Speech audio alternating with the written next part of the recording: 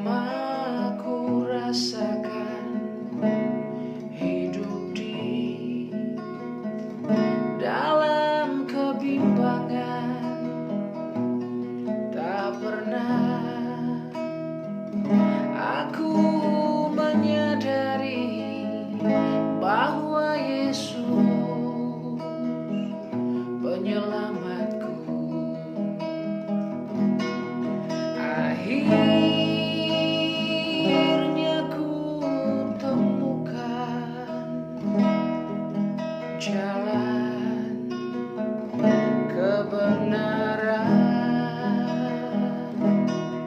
hanya bersama Yesus damai ku rasakan. Akhirnya ku temukan jalan kebenaran, hanya bersama Yesus damai ku rasakan.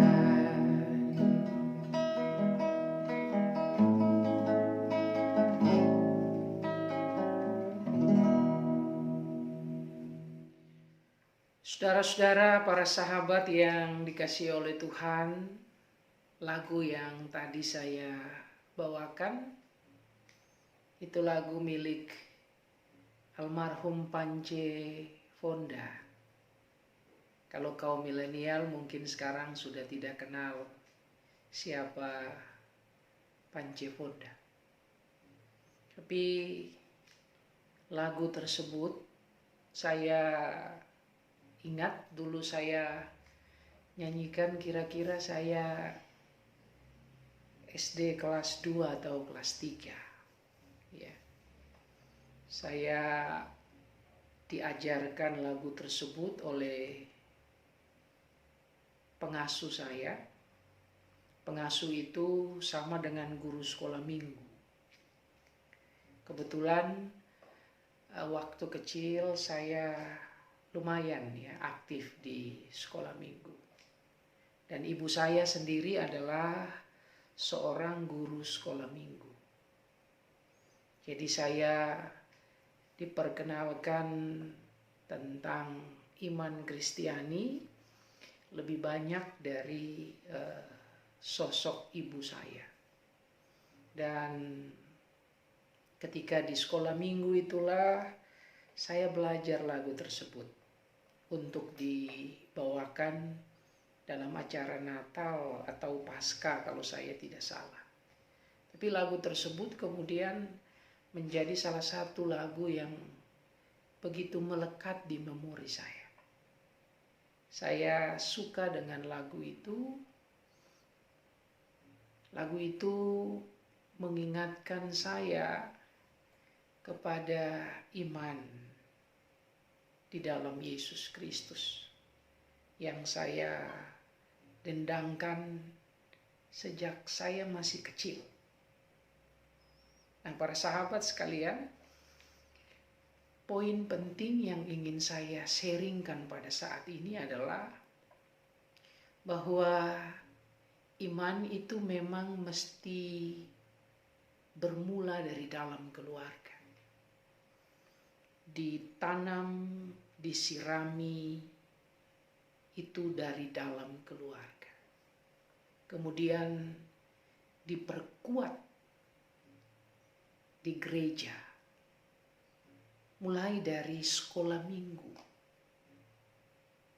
dan ditopang juga oleh pendidikan formal yang kita jalani di sekolah formal dari taman kanak-kanak sampai perguruan tinggi. Tapi fondasinya menurut saya ada dalam keluarga. Dan kemudian diperkuat oleh pendidikan di gereja melalui sekolah minggu.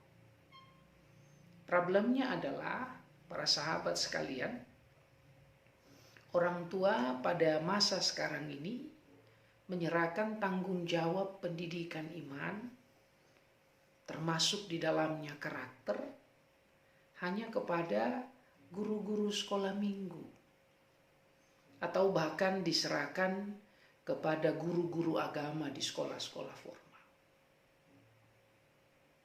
Pendidikan dalam keluarga diabaikan. Padahal basic dasar itu dimulai dari dalam keluarga. Nah, saya ingat satu kisah yang ditulis oleh Rasul Paulus, sebuah surat yang dialamatkan kepada Timotius dan para jemaat di Asia Kecil di masa itu, dalam 2 Timotius pasal 1. 2 Timotius pasal 1 ayatnya yang ke-5 dikatakan begini. Sebab aku teringat akan imanmu yang tulus ikhlas, yaitu iman yang pertama-tama hidup di dalam nenekmu Lois dan di dalam ibumu Eunike. Dan aku yakin hidup juga di dalam dirimu. Karena itulah kuperingatkan engkau untuk mengobarkan karunia Allah yang ada padamu oleh penumpangan tanganku atasmu. Itu ayat yang ke-6. Nah, Paulus menyampaikan kepada Timotius, dia teringat akan iman yang tulus yang pertama-tama ada dalam neneknya Lois dan ibunya Eunike. Baru kemudian Paulus yakin iman yang demikian tumbuh dan hidup juga dalam diri seorang Timotius. Artinya apa, saudara-saudara? Ada sebuah proses pewarisan iman yang terjadi di tengah-tengah hidup keluarga. Dari nenek, ibu, lalu kepada seorang Timotius. Nah, saudara-saudara, COVID-19 yang kita alami saat ini mengajak kita untuk kemudian kembali ke dalam keluarga. Kita beribadah bersama di keluarga. Nah, ini sesuatu yang sungguh sangat baik. Ada blessing in disguise, anugerah yang terselubung di masa pandemi, di mana kita diingatkan untuk memulai relasi dengan Tuhan, bertumbuh dalam iman, bahkan iman yang kemudian membentuk karakter kita. Itu pertama-tama harus terjadi dalam keluarga. Jangan kita melupakan hal ini. Ketika COVID-19 selesai, biarlah semangat untuk menumbuhkan iman dari dalam keluarga terus kita lanjutkan. Pendidikan iman dan karakter dalam keluarga tidak tergantikan. Karena itu seorang ayah dan ibu tidak boleh menyerahkan tanggung jawab pendidikan iman kepada guru-guru sekolah minggu atau kepada guru-guru agama di sekolah dari anak-anak kita. Lakukan proses pembinaan iman, pembentukan karakter dimulai dari dalam keluarga. Dan pendidikan itu haruslah dibarengi dengan keteladanan.